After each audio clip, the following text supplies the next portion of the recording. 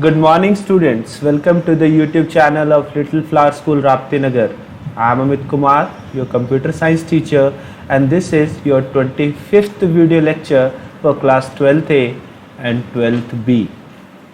In today's video lecture, we are going to discuss about functions, in which we will study syntax about function, prototype and signature of function, actual and formal parameters, call by value and call by reference, getters and setters, pure and impure functions, main method, and this keyword. Among the functions, we have already studied about static and non-static keyword. That's why I haven't kept that as part of today's video lecture. In the last video lecture, we have definitely seen few things about function, but not in programming perspective. So today we will see the programming perspective of functions topic. And not only that, we will also see some of the questions that I have given you as your summer assignment questions from your Sumita Arora's book itself. So if you are having the book, definitely you can note down the question numbers and page numbers from today's video lecture and you can attempt that. And I have also given the snaps, the small pics of those questions over here in this video. So you can pause the video and note down the questions whensoever, whichsoever you want to like. One more thing that we are going to discuss today is our practical file questions.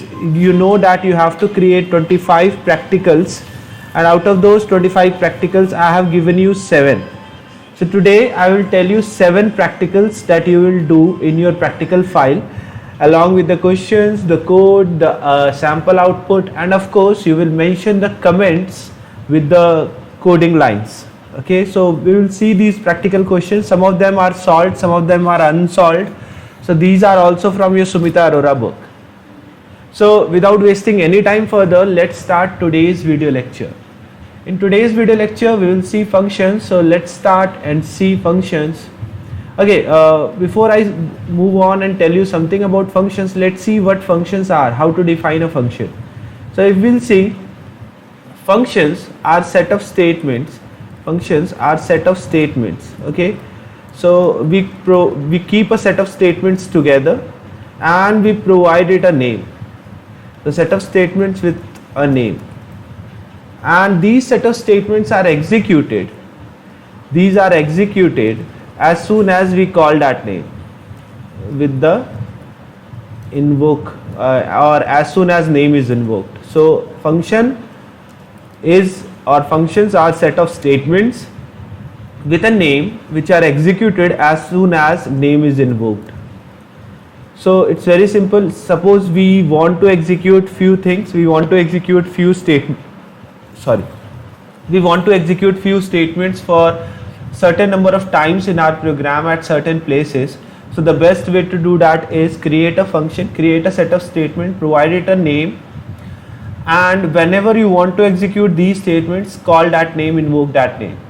Few more speciality, few more things with functions are, we can provide values while calling the function. We can provide values. Okay, so suppose you are calling a function and you want the function to work on some values, so you can provide these values while calling the function. Okay, then the function will operate on these values, and these values that we pass to the function are known as function arguments or function prototype.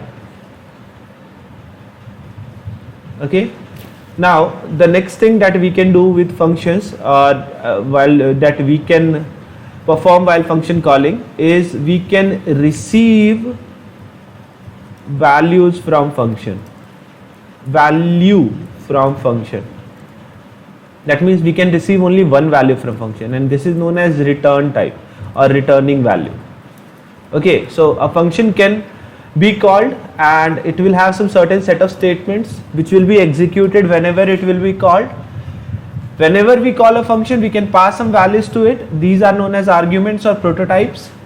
Sorry, parameters, not prototypes. My mistake. These are arguments or parameters. Okay.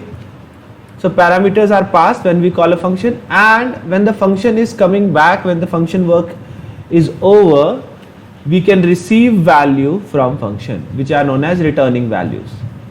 Now the thing is, what is the syntax of function? How we create a function? Now the syntax of function states that we have to specify the access specifier first. So first thing first, we have to specify access specifier. Then we can specify modifiers. So it's not compulsory that we will specify modifiers, but we can.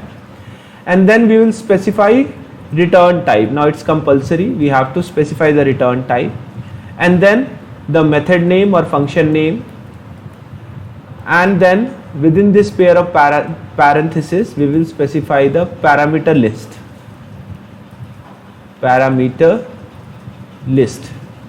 And after this you will provide opening brace and closing brace, in which you will provide the body of function. Body of function means all those statements that you want to execute as soon as function is called. So these statements are kept within this pair of braces. Okay. Access specifier, well, you have to specify it. Even if you won't specify any access specifier, it will treat it as default. Okay. Modifiers like static, now it's not compulsory, but if you want to make any method static, you can specify it as static. Return type, that the function is going to return. Now it's upon us, we want to return from a function or we don't want to return from a function. If we want to return from a function, then we have to specify the type of the value that the function is returning. So if the function is returning an integer value, we have to specify int over here. If the function is returning character value, we have to specify char over here. So the return type, the type of the value that the function is returning. Okay. Then the method name, now it's an identifier, it can be anything, but according to the rule of identifier. So then you will specify the parameter list. That means the list of parameters that you will pass when you will call this function. If you are not passing anything, keep it blank. And even when you don't want to return anything from a function, you can keep it void. Okay. And then the statements that you want to execute as soon as the function is called. So we are ready to create a function now. So let's move on to BlueJ and let's see a function in a class. So for that, I am creating a new class known as fun class. Okay.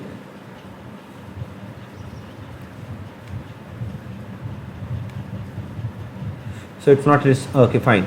So it will be fun class.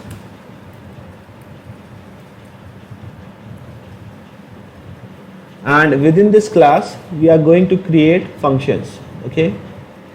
So once the class is opened, we will provide a simple function which will not accept anything, which will not return anything. Okay. So that would be the simplest function now, but we will create all types of functions inside this class. So let's see. Now the thing is, my first function should be there. So access specifier I am providing public. I am not providing any modifier, return type void, and function name is fun1. Okay. Now I am not providing any parameters, so parenthesis is blank, and these are the pair of braces. So here I can do anything. So right now I am just printing first function without parameter, without return type.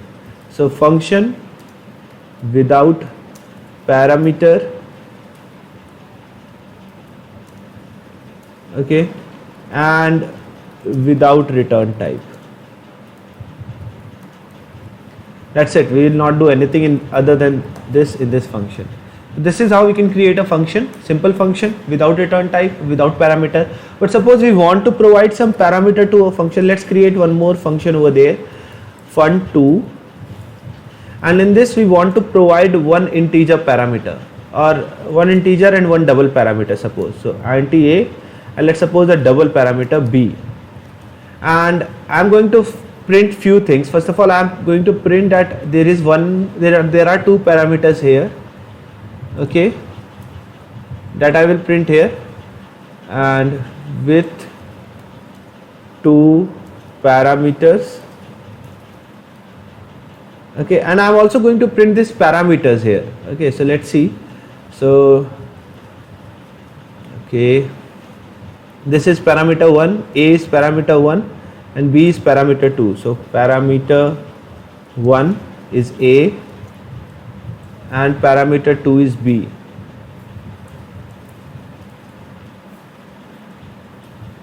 Fine. So Here I am accepting the parameter, I am printing the parameters. This is how you can create a function with parameters. Now let's see, we will create a function with parameters and along with return type as well. So that is going to be the third variety of function that I am going to show you now. So that will be our fun3. It will accept these parameters and also it's going to return, and it's going to return double. Okay, why double? Because we know integer operated with double is a double. So I'm going to return, what I'm going to return? I'm going to return a plus b. So what you can do, you can create a double variable, store the result of a plus b and return that as well. So it's up to you. But in this way we need not to create any variable, and you can see, okay. Now to call any of the function, we all need to do is to create an object of the class, and then you can call that specific function whichsoever you like. Okay, fun1, fun2, fun3, whichsoever you like. So I am calling fun1 first. So fun1, I need not to pass anything, and it will print function without parameter and without return type. That's what I have printed in the function itself. Now if I will call fun2, I have to pass two parameter, one integer, one double. Let's suppose 20 and 12.4. Okay, let it be this. Okay. So you can see it will print function with two parameters and without return type. Parameter 1 is 20, parameter 2 is 12.4. Now in function 3 actually we haven't changed the statement, so it should be with two parameters and with return type. Okay, returning value it will actually return. So let me show you how it will return. So let me call the third function now. Okay. And now let me pass the values 10, 102 let's suppose, and 100.2. Okay, so you can see the returning value here, 202.2. Okay, it returned, but it returned after printing. So terminal window should be there, and you can see it's printing those parameters and then it's returning the value. But why it is returning on the BlueJ screen? The thing is, it's returning on the BlueJ screen because I am calling from the BlueJ screen. So a function will return the value to the place from where you have called it. So if you will create a main method, suppose I created a main method inside the same class. Okay, today we will discuss about main method as well. But suppose I created a main method. Okay. Fine. And I created an object of this. So fun class object obj is equals to new fun class. And then I will call these methods. So right now I am calling the last fun. So fun3. I have to pass values. So 10, 20.5. Okay. And now if I will compile, it will not show me any error. But the thing is where the function will return. So we know whenever we are calling a function from the code, we have to specify the object name of the class, then a dot operator, and then the function name along with the parameters of the function. So we have passed these things, right? Where the function will return, the function will return itself, the function will return here itself, and the returning value we can store anywhere. We know the function is returning double, so we can store it in a double, like double d is equals to obj.fun3. Now what will happen when this function will be called? All the statements that are written in the function will be executed, and then the function will return, and the value will return here itself, the underlined place, and then that value is assigned to d. So that's how while calling a function with code we access the returning value, and then after the returning value can be printed or can be operated, whatsoever you want to do with the returning value you can do that. Okay. Now as I am printing only, what I can do, instead of creating d variable, I can call the whole function in the println itself, and that will do the same. So now let's call the main method. It will do the needful and it will show me the returning value on the screen. You can see that.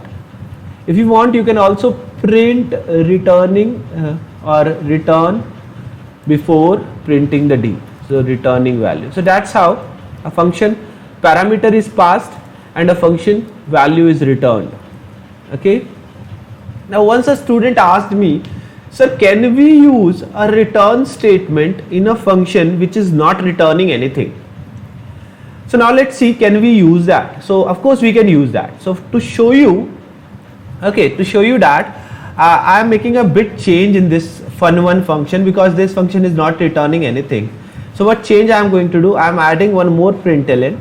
In first println I will just print function without parameter, and in the second println I will print and without return type. Okay, so there are two println over here, and within the two println I am using the return statement, and as soon as I will use it, it will show me an error. You can see that error by coming on this line. It's showing unreachable statement, and the reason is very well. The reason itself is we have used the return statement over here. Now this is not an error. Return statement is allowed, but because of this return statement, our function will not be able to reach here. Okay, so to explain you the thing, to explain you the concept, what I am going to do, I am not returning here. Instead of that, this function 2 is also a function which is not returning anything. Here I will return. Now how I will do that? Okay, let's see. If a plus b is less than 10, then I will return. So now this will not show any error. Now you will say why? Because even our compiler will understand that this function will return only when the sum of a and b is less than 10. It means in case the sum is not less than 10, it is not returning from here. In fact, it will print these two statements as well. Okay, so we can use the return statement even in the function which is not returning anything, but in that case we will not write any value with the return keyword. We will simply use return. Okay. Now in case if I will pass two values to this function which are less than 10, sum of whose is less than 10, definitely it will not print parameters. Like right now I am providing 10 and 10, so of course sum will be greater than 10 and it will print the parameters. But in case if I will provide a value which is whose sum is less than 10, okay, let's suppose 2 and 5. Okay, so you can see sum is less than 10 and hence this function is returning before printing the parameter, and hence parameters are not printed. Okay, so I hope you got it. A function can return with the return keyword, and it's not necessary that it should have some returning values. Even a function with a void can return with the help of return keyword. We need not to specify any value with it. Now the next topic for the discussion is, now very small topics are there. So the next topic to be the part of the discussion is prototype and signature. So let's see what is a function prototype and what is a function signature, and to understand this we need a function. Okay, so let's see here. Let's see this one.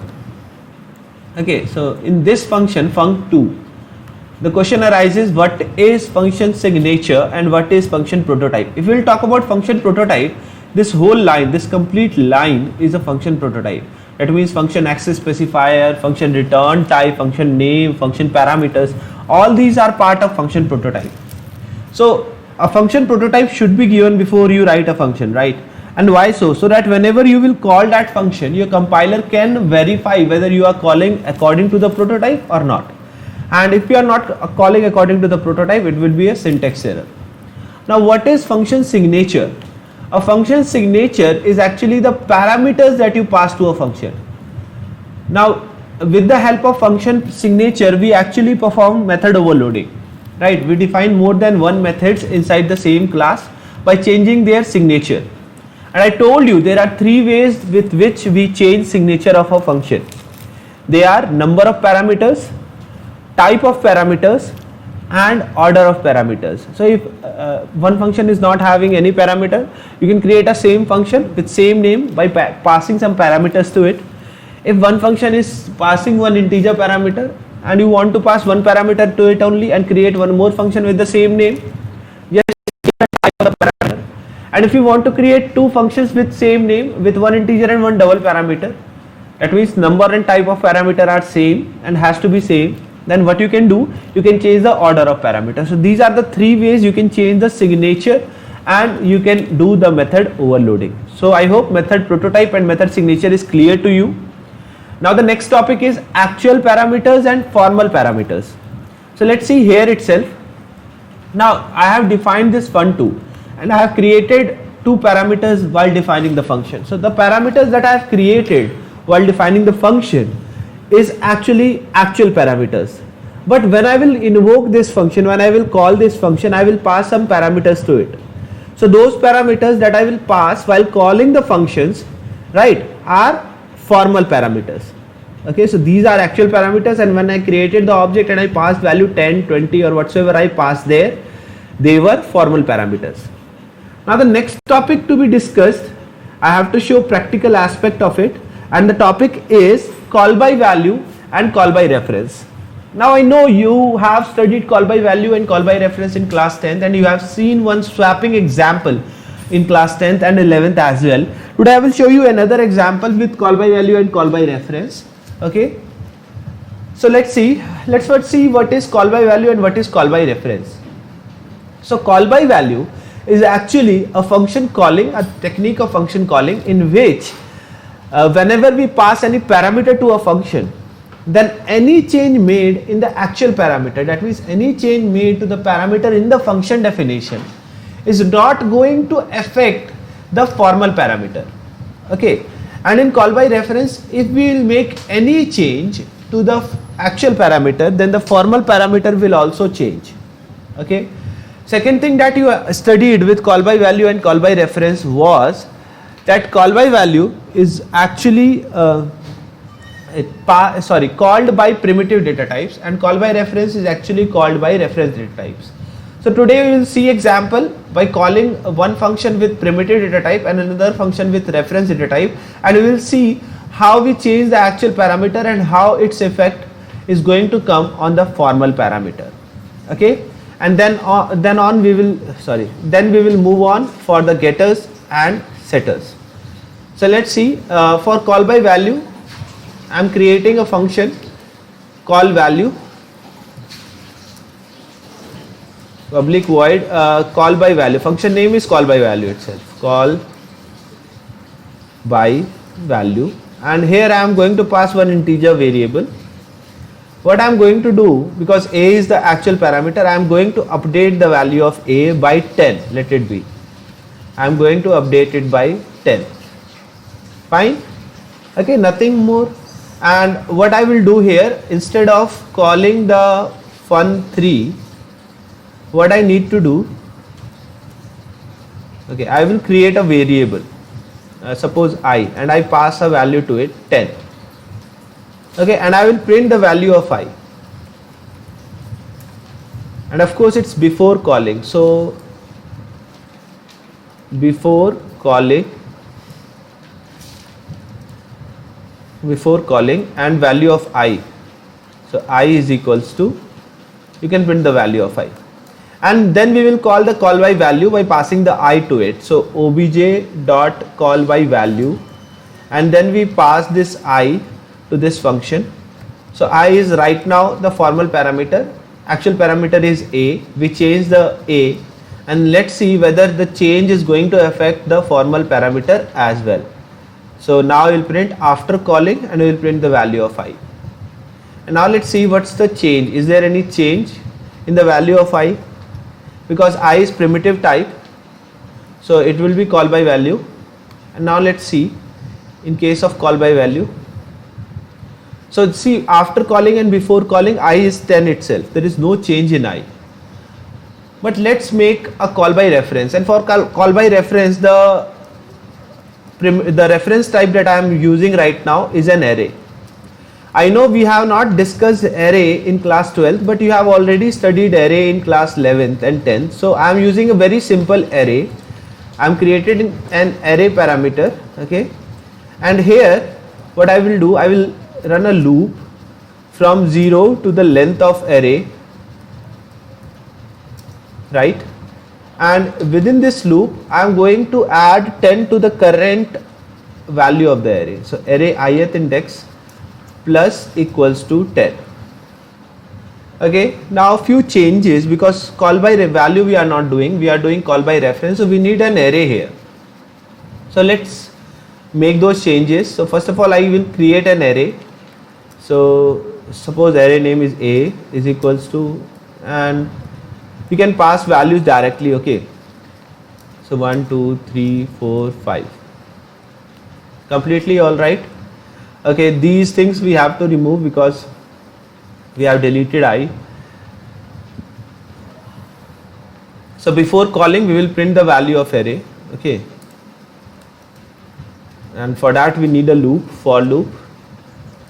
and ti is equals to 0, I is less than a dot length and I plus plus, and we will just simply print the value of array in one line. We will not change the line for every element. So a ith index and then a comma to it, just to increase readability. And similarly, after calling the method again, okay, we will print these values by calling the loop.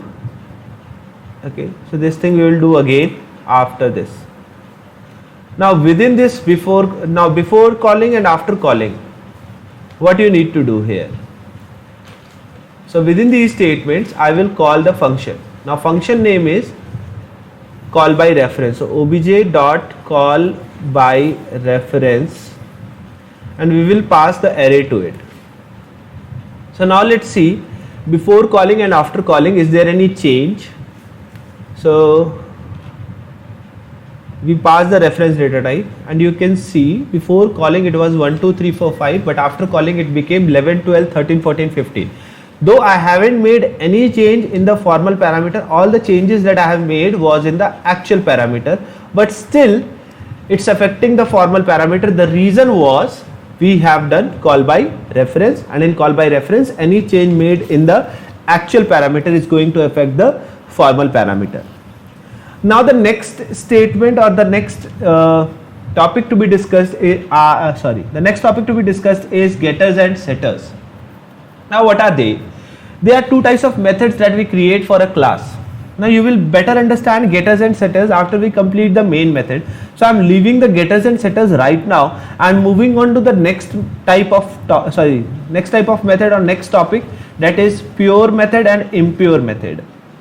Now what are pure methods and impure methods? So actually, according to programming standard, those methods are considered to be pure which actually have two characteristics.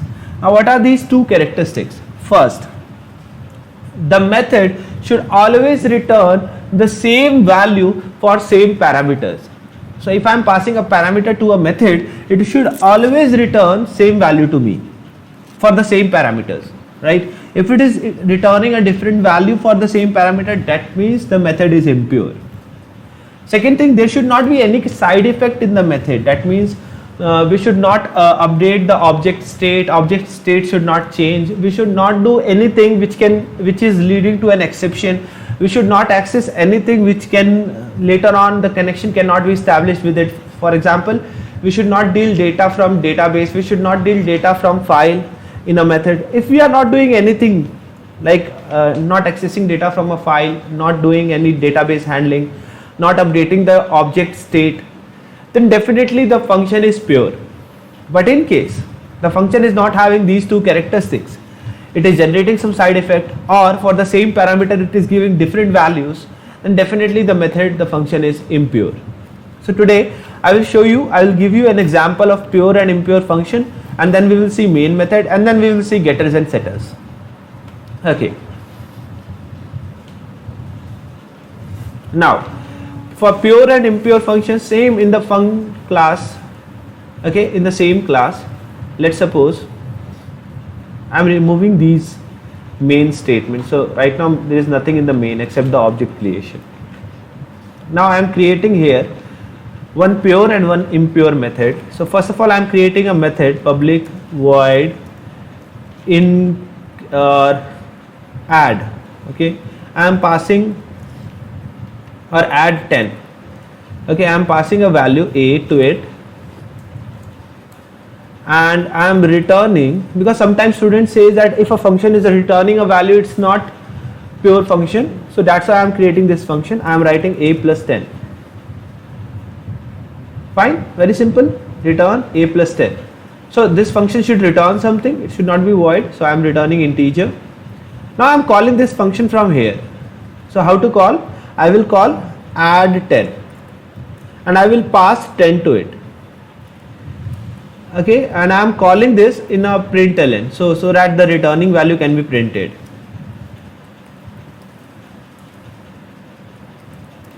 And one more thing, I am calling this with 10 for 3 times. It's not like I will call only one, I will call it for 3 times. So I'm copying it and pasting for 2 more times.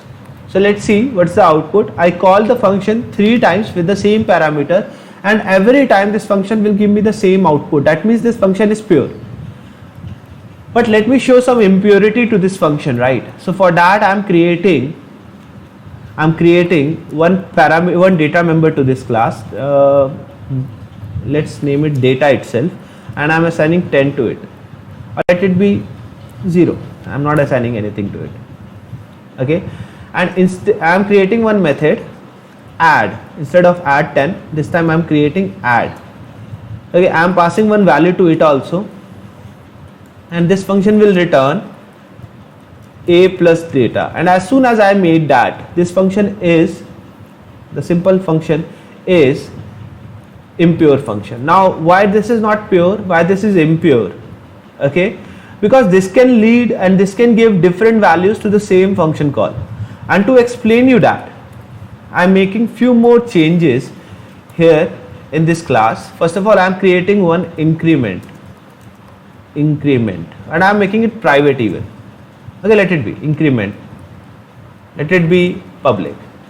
And what I'm doing here, I'm just incrementing the value of data, so it is data plus plus, nothing else. Okay, and I'm going to call the add function with 10 value 3 times. Now you will say, sir, it is returning same value.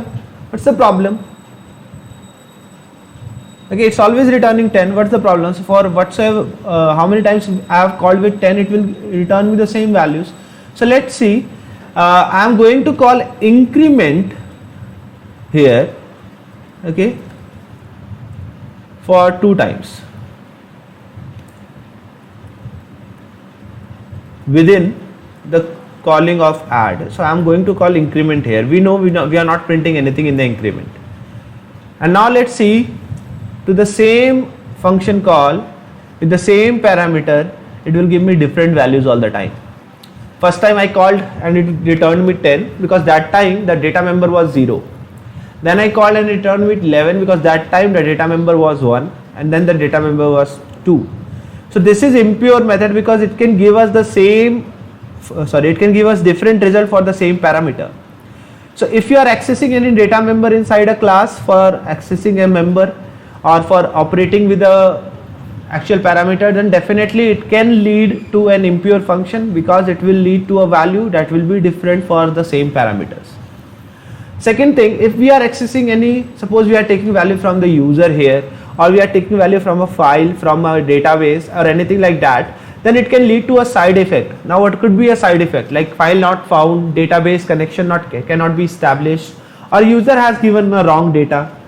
So all that can lead to a side effect, and that's why that will be an impure function. And in case if a function is changing the state of the object, that is also an impure function, that is also a side effect. So we have seen pure and impure method and an example of it. Now let's move on to the next topic. The next topic to be discussed is main method. Now our main method is very important. Main method is very important in our program. Now to explain you that, what I am going to do, I am just copying this class. Okay, so just copy it, and I am going to create a new class but in JDK environment. Okay, so for that I am opening Notepad. Okay, Notepad, and in the Notepad I am going to paste this code first of all, and then I am going to save this program. So I am pasting it, and where I am saving it, right, at what place I will save. So I am saving it, suppose in the, let's suppose in the F drive or E drive, whatsoever drive I am having. So let's go to this PC and let's see any drive I am having there.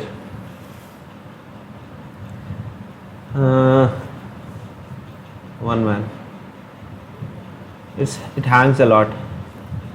Okay, so E drive. Okay, I can keep it here. So let's see, program name should be fun class. Okay, so fun class dot java. Now there are plenty of methods inside this class, right? And if I will open the command prompt, my question is, what will happen if I will run this class? Okay, so there are plenty of methods in this class, but what will happen if I'll run this class? So let's see. First of all, we have to move to the E drive. Okay, and then we will see whether this Java file is there or not. So it's there, funclass.java. So let's compile it. So Java C and the name of the file. So funclass complete name along with the extension .java. So it will compile, no doubt. It's syntactically correct. We have checked that in BlueJ. All that we need to do is to run this file, and I want to show you what will happen when I will run this file. So whenever you run a program, okay, it will go and call the main method. There are plenty of methods over there, but it will go and call the main method. But let's see what will happen if the program is not having the main method. Okay, so let's remove the main method from this program. So here's the main method. Let me remove this and let me compile it again and let me run it again. So I saved the program. So let's go back to the command prompt and let's compile the program one more time. So it will compile successfully. Now let's run it, and as soon as I will run it, it will show me an error because there is no main method in the program. So I told you many times that if you want to create an application program, a program that can be executed on the JDK environment in the console screen, then definitely it should have the main method. But in case, and that main should also be with the same syntax. The syntax is even explained here. Can you see the syntax? Okay, the syntax is even shown here. So it should follow the same syntax. Okay, and in case if it is not following the same syntax, it will not be considered as a main method, right? And the program will not be an application program. In that case, it will be a simple data type, a composite data type, or a user defined data type created by the programmer. You got that? And whenever we are having a user defined data type, okay, we can use it for according to our need. And here comes the concept of getters and setters. So before I move on, main methods are created in our program so that we can make the program as an application program and it can be executed.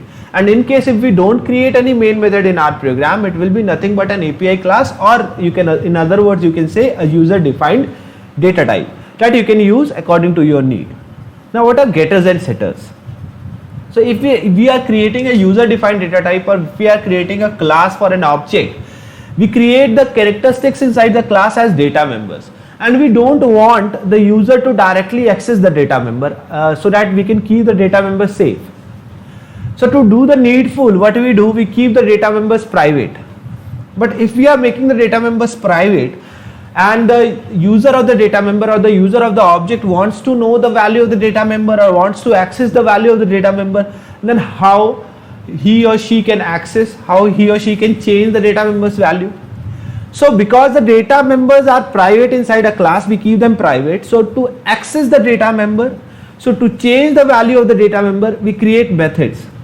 Now the methods that are the methods that are accessing the value of the data members are known as getters or accessors, and the methods that set the value of the data member or change the value of the data members are setters or mutuators.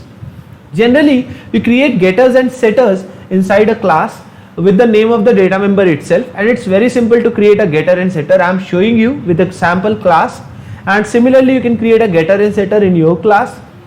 And after that we will see the last topic of functions chapter, that is this keyword, and then we will see the question answers that I want to give you as your summer assignment and the practical questions. So let's see getters and setters. Okay, so for that I am creating a sample class, or let it be, I have created an account class. Do you remember that account class? Because few of the things are already created inside it, so I need not to create from the scratch. Okay, fine. So you can see these data members are there, and now I don't want anyone to access these data members. So anyone can access that or not. So to show you that, I am creating a main method. So let's see whether any main method is there in the account itself. I think I have created. No, I haven't. Okay, so let's see. Let's suppose I want to access the value of A and B directly. Okay, I want to access the value. So how can I do that? So I can create a main method inside this class and I can access there. So to make it easy for you, I'm not creating another class. In fact, I'm making the main method here itself.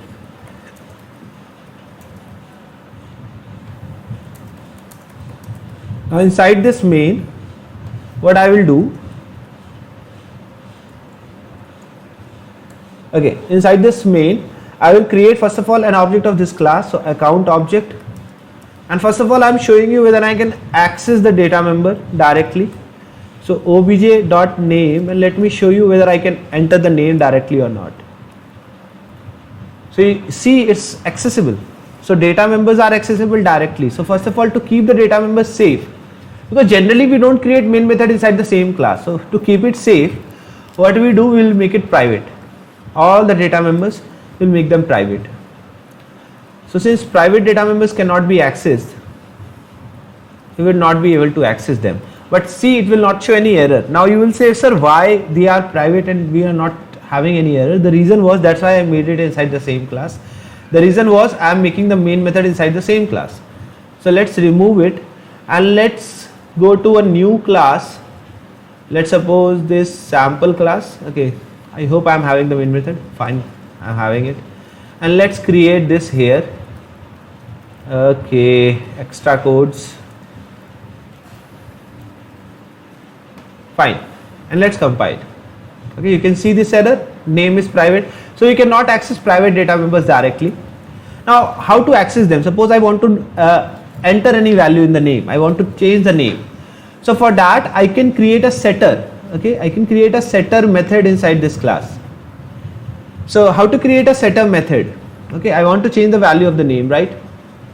So what I will do, I will come here in the class and I will create a setter method. So all the setter methods are like this. So we will write name set, and then we will write what we want to set. We want to set name. So set name, because we are setting value, we will accept some value from the user. So we will accept a string value, suppose s, and we will write name is equals to s.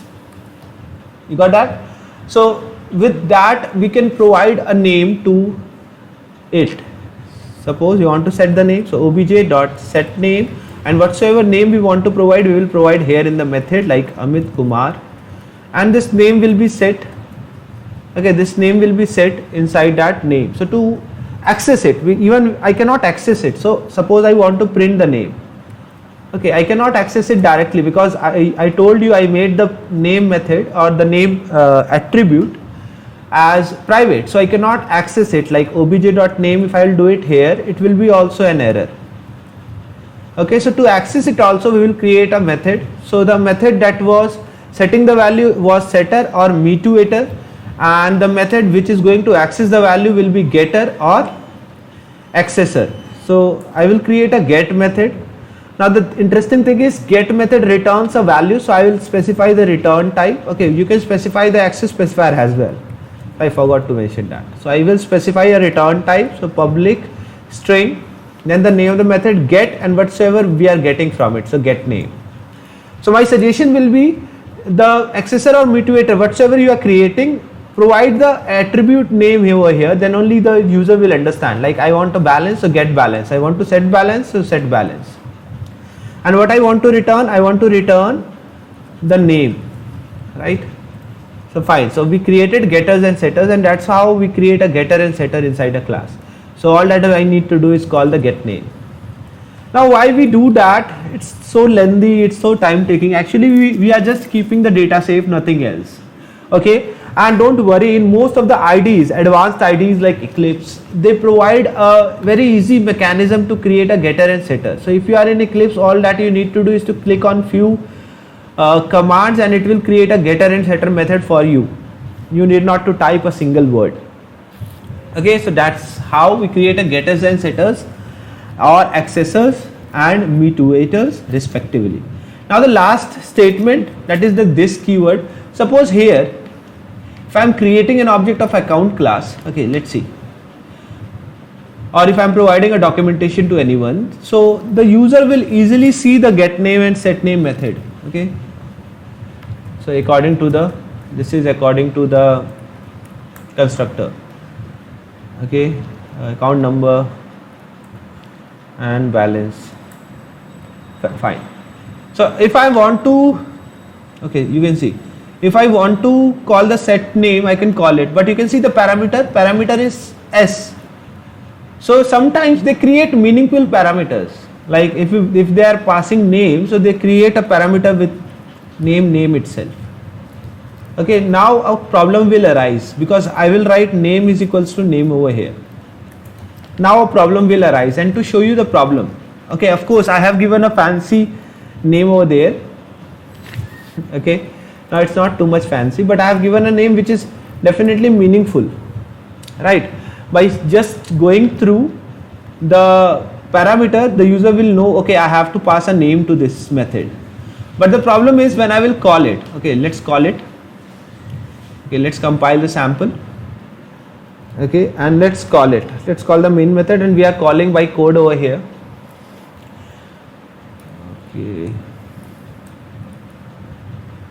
Okay, account number was integer, my mistake,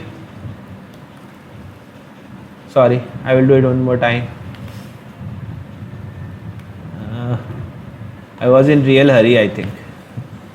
Okay, account number, balance, fine, I have done the needful. Now in the main, haven't I called, okay, I have called that, so it should call the terminal window. No, it's not calling the terminal window. Why that? So okay,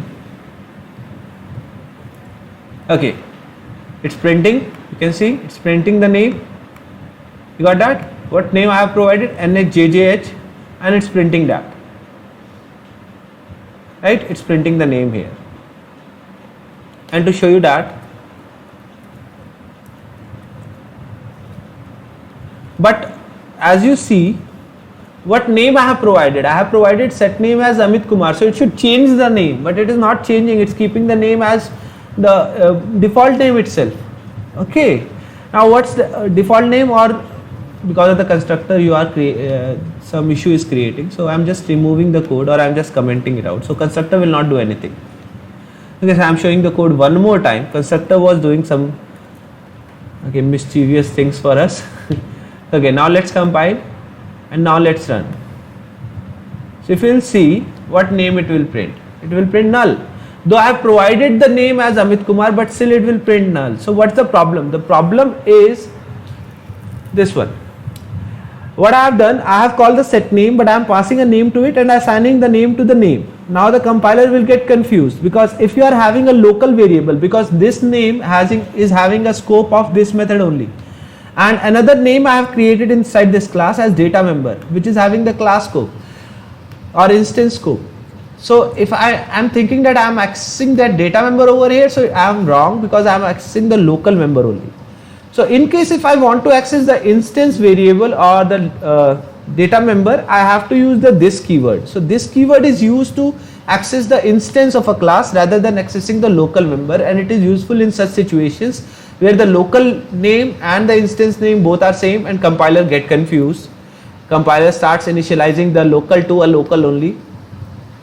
Okay, now let's see, and now it's printing Amit Kumar. That means the value that I have passed, it's printing that. So that were the topics that we want to discuss today. So I hope all the topics I have covered clearly and everything is clear to you. So we have seen functions, its syntax, prototype and signature, actual and formal parameters, call by value, call by reference, getters, setters, pure and impure methods, main method, and this keyword. And now we are going to see some summer assignment questions that I have given to you. It's not, I will not promise you that questions will be very less. So I know I have given you some questions, but definitely I have not given all the questions. There are too much questions in your book. So I tried to give you sufficient type of questions so that all type of questions can be exercised well. Okay, so let's see. You can note down. I will tell you the chapter name, page number along with the question number, and questions will be displayed on the screen, so you can note it down from there as well. So let's start your summer assignment questions. Okay, from chapter number 1, page number 85, I have given you 3 questions. Question number 28, question number 32, and question number 36. So these are 3 questions from page number 85. Now page number 86, question number 46, 52 and 59. From page number 87, question number 64 and 65. From page number 88, question number 71, 73 and 74. From page number 89, question number 80, 83 and 87. Page number 90, question number 89 and question number 90. So these are the questions that I have given you from chapter number 1. You can pause the video and you can note down the question if you are not having the books, and if you are having the books you can just simply mark it in your book itself. Now from chapter number 2, page number 139, question number 8 and question number 20. From page number 140, question number 23, question number 32 and question number 40. From page number 141, question number 44 and question number 48. From page number 142, question number 56 and question number 58. From page number 143, question number 62, 63 and 64.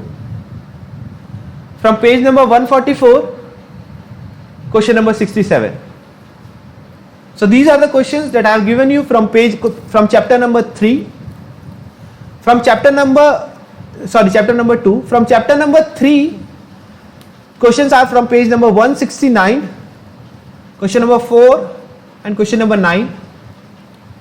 And from page number 170, question number 14, 15, question number 28 and 30. So question number 14, 15, 28 and 30. So these are the questions that I have given you from chapter number 3. From chapter number 4, page number 191, question number 11, question number 15 and question number 18. From page number 192, question number 19 and question number 20 and along with question number 22. These are the questions that I have given you from chapter 4. From chapter 5, page number 227, question number 9 and question number 14. From page number 228, question number 16. So these are the questions from chapter 5. From chapter 6, page number 278, question number 13, question number 17 and question number 19. From page 279, question number 23 and question number 30. From page number 281, question number 2 and question number 3. From page 282, question 6 and question 8. So these are the questions from chapter number 6. And from your last chapter, chapter number 7, from page number 331, question number 27. From page number 332, question number 28. And from page number 334, question number 33.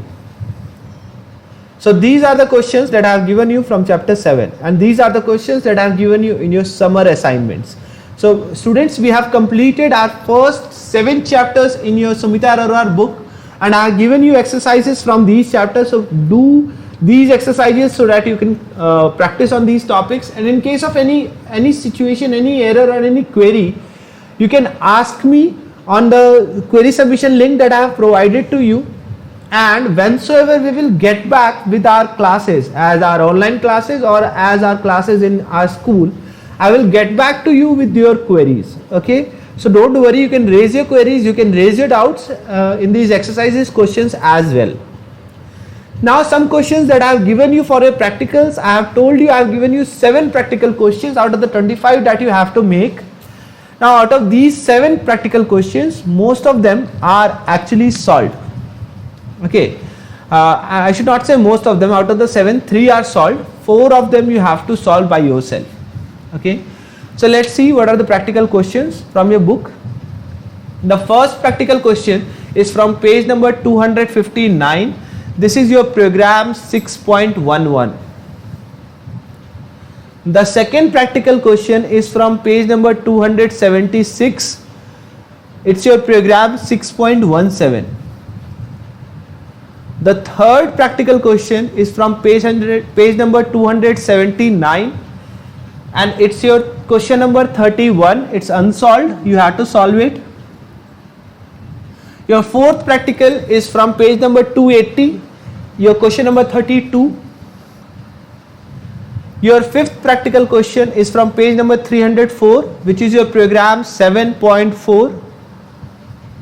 Your sixth practical is from page number 335, your question number 35. And your seventh practical is from page number 335 itself, your 36th question. So students, you will write down these practical questions, but don't write down the whole question if the question is too lengthy. Write down the important things of the question there in the practical file. Then mention the whole program. Okay, write down the output on the interleaved or the blank page. Okay, by providing some sample input or random inputs and noting down the outputs of it. You will also note down the comments in wheresoever you are using any variable, wheresoever you are using any logic. Mention a single line or a multi-line comment over there, and if possible also provide a variable description along with all the programs. So these things are essential, and this year your practical file is very much important because see, your Viva is not there, so even your Viva marks are part of your practical now. So please make your practical files very neatly, and please mention the index also. So your practical allotment date will be the date of today's, that means today's date 12th June 2020, and the submission date will be the date on which you will submit these practical files to me. So students, these were the 25 video lectures before your summer assignment. So from now onwards I am not going to you are not going to BM me onwards, but for few days only. After few days I will definitely come back with new topics, and we will start with our array and string. So most important topic for class 12. So that's it for today's video lecture. I am Amit Kumar signing off on the behalf of Little Flower School, Rapti Nagar. So hope to meet you in the next so ever video lecture. Thank you and have a nice day.